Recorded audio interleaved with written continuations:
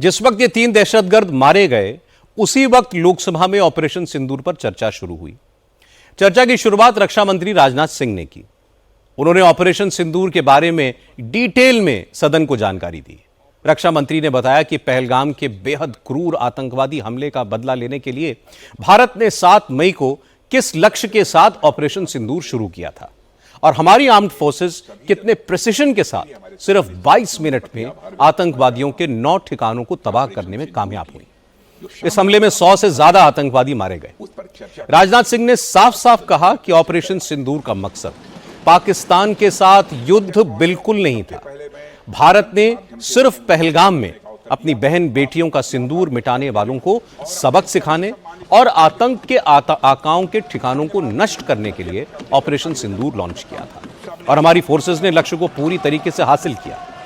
रक्षा मंत्री ने कहा कि अब आतंकवाद के खिलाफ भारत सुदर्शन चक्र उठा चुका है। देश पर बुरी आंख डालने वालों का संहार किया जाएगा और आतंकवाद फैलाने वाले पाकिस्तान से कोई बात नहीं होगी। आज हम इस विशेष ऑपरेशन सिंदूर हमारे सामर्थ्य का ही प्रतीक था, जिसमें हमने दिखा दिया कि अगर कोई हमारे नागरिकों को मारेगा तो भारत चुप नहीं बैठेगा। भारत की आत्मरक्षा के लिए हमारा राजनीतिक तंत्र और नेतृत्व बिना किसी दबाव के काम करेगा। अब हमारे प्रधानमंत्री श्री नरेंद्र मोदी जी और हमारी सरकार का स्टैंड बिल्कुल क्लियर है कि टेररिज्म और टॉक्स ये दोनों साथ नहीं चलते। सठे साक्ष्यम समाचरित, अर्थात दुष्ट के साथ दुष्टता का ही व्यवहार करना पड़ता है कभी कभी। अध्यक्ष महोदय, हमने भगवान कृष्ण से सीखा है कि शिशुपाल की 100 गलतियां माफ की जा सकती हैं, पर अंत में धर्म की रक्षा के लिए सुदर्शन चक्र उठाना ही पड़ता। हमने पार्लियामेंट का अटैक सहा है अध्यक्ष महोदय, 2008 का मुंबई अटैक सहा है, झेला है, लेकिन अब हमने कह दिया है इनफ इज इनफ। अब हमने सुदर्शन चक्र उठा लिया है अध्यक्ष महोदय। हमारी प्रवृत्ति भगवान राम और भगवान कृष्ण से प्रेरित है, जो हमें शौर्य भी सिखाती है और धैर्य भी सिखाती है। चूंकि विपक्ष बार बार यह सवाल उठा रहा था कि आखिर भारत ने सीज फायर क्यों किया, आज रक्षा मंत्री ने इस बात का भी जवाब दिया।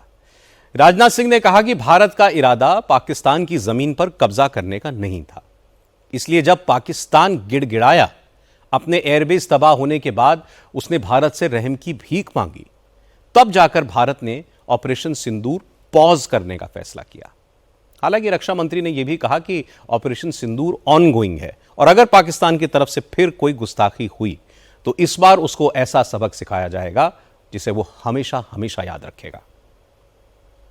सीमा पार करना या वहां की टेरिटरी कैप्चर करना इस ऑपरेशन का उद्देश्य नहीं था।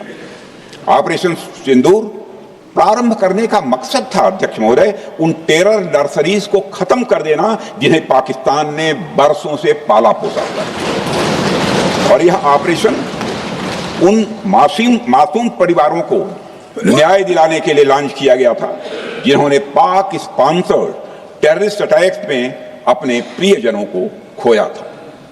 हमारी सेनाओं ने सिर्फ उनको टारगेट किया जो इन आतंकियों को सपोर्ट करते हुए भारत पर हमला करने की कोशिश में लगातार शामिल थे।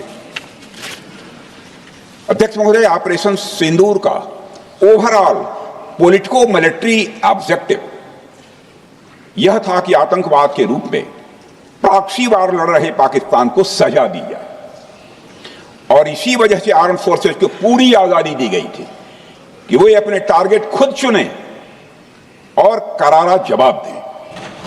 और इस ऑपरेशन का उद्देश्य कोई भी युद्ध छेड़ना नहीं था, बल्कि फोर्स के डिमॉन्स्ट्रेटिव यूज से एडवर्सरी को झुकने के लिए मजबूर करना था। 10 मई की सुबह जब भारतीय वायुसेना ने पाकिस्तान की मल्टीपल एयरफील्ड पर करारा प्रहार किया तो पाकिस्तान ने हार मान ली है अध्यक्ष महोदय, और हॉस्टिलिटी रोकने की कोशिश की। अब रोक दीजिए महाराज। उन्होंने एक कोशिश की, हमारे डीएमओ से बात की, महाराज अब रोक दीजिए, बहुत हो गया। यह पेशकश इस कैबिनेट के साथ स्वीकार की गई हम लोगों के द्वारा कि यह ऑपरेशन केवल पाज किया गया है, स्थगित किया गया है। यह ऑपरेशन समाप्त नहीं हुआ है अध्यक्ष महोदय। अगर पाकिस्तान